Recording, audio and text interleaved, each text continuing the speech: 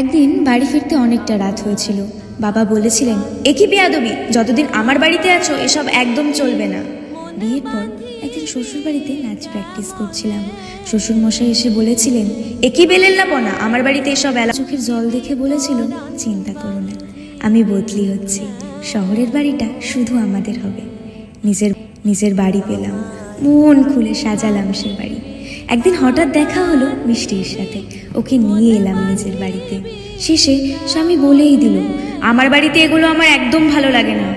কেন কে জানে উত্তরটা দিয়ে দিলাম, তোমার বাড়ি মানে তোমার সেই বাড়ি যেটাকে তুমি শুধু নিজের বাড়ি ভেবে গর্ব করো।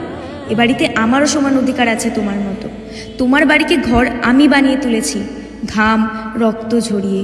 মেয়েদের নিজের বাড়ি হয় না জাতীয় কথা বলে মেয়েরা যদি নিজেরাই নিজেদের অধিকার ছেড়ে দেয়, তাহলে গৃহহীন হয়ে বাঁচবে তারা, গৃহহীন হয়েই মরবে তারা। অধিকার নিজেকেই